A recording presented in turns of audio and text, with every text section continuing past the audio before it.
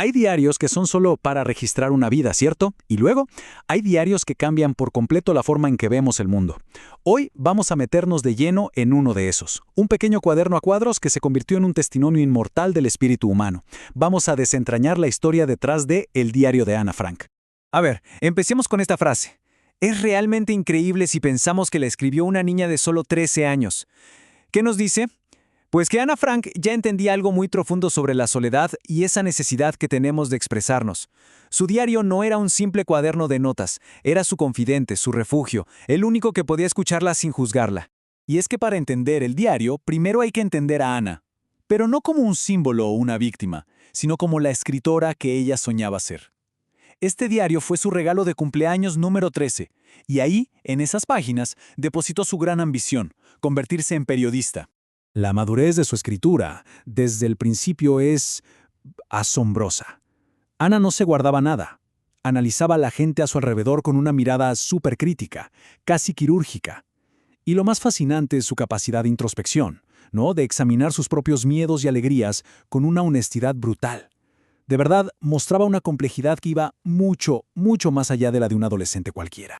Y aquí vemos la tremenda tensión de su vida. Era como si existieran dos mundos a la vez. Por un lado, tenía las preocupaciones universales de cualquier joven. Los chicos que le gustaban, las discusiones con su mamá, el miedo a las malas notas. Pero, al mismo tiempo, y de forma inseparable, estaba enfrentando una realidad mortal. La persecución sistemática que se estaba apoderando de su ciudad. Esa doble realidad estaba a punto de colapsar en una sola. El punto de quiebre fue una citación oficial para que su hermana mayor, Margot, se presentara en un supuesto campo de trabajo. La familia supo de inmediato lo que eso significaba en realidad. No había elección, tenían que desaparecer. Es que da miedo ver lo rápido que escaló todo. En solo 2 años pasaron de ser ciudadanos a ser prácticamente parias. Primero, los parques. Luego, les quitaron las radios, después, las bicicletas. Cada nueva ley les robaba un pedacito más de su libertad hasta que la única opción para sobrevivir fue esconderse. Y así, el 6 de julio, simplemente se desvanecieron. En ese escondite, un espacio súper pequeño y silencioso, oculto detrás de la oficina de Otto Frank, terminarían viviendo 8 personas. Junto a los Frank estaban los Van Pels, y un poco más tarde se les unió el dentista Fritz Pfeffer. Imaginen, 8 personalidades distintas obligadas a convivir en un espacio claustrofóbico, compartiendo el miedo, la poquísima comida y, claro, las inevitables tensiones. La vida diaria era una prueba de resistencia psicológica. Silencio total mientras los trabajadores estaban abajo en el edificio.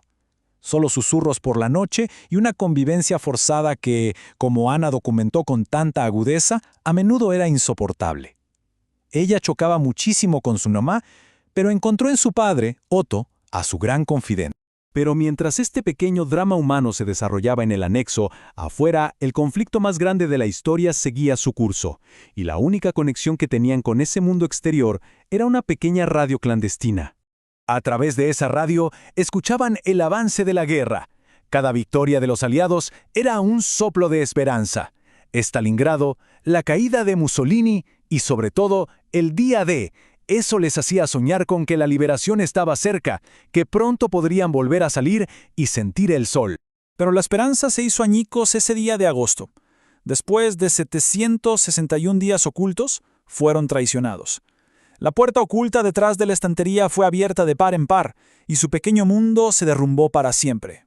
Su arresto marcó el comienzo del fin para casi todos, pero, y esto es casi milagroso, la voz de Ana, la que estaba plasmada en sus cuadernos, sobreviviría para contar la historia que ellos ya no pudieron. Y esta es la devastadora realidad. De las 8 personas que compartieron el anexo, solo Otto Frank, el padre de Ana, sobrevivió al Holocausto. Fue él quien, a su regreso, recibió el diario de manos de Miep Gies, una de las personas que los ayudó a esconderse, y cumplió el sueño de su hija de ser escritora. Y esto nos lleva a un punto clave. El diario es mucho más que un simple registro histórico. Es un ejemplo potentísimo de lo que se conoce como autorrelato.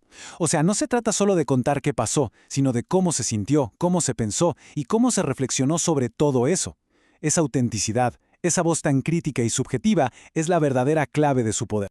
Y ese poder es tan grande que sigue generando debate hoy en día. Ha sido censurado por su franqueza sobre la adolescencia, prohibido por razones políticas e increíblemente hasta utilizado como propaganda en Corea del Norte. Su capacidad para provocar y para desafiar sigue intacta.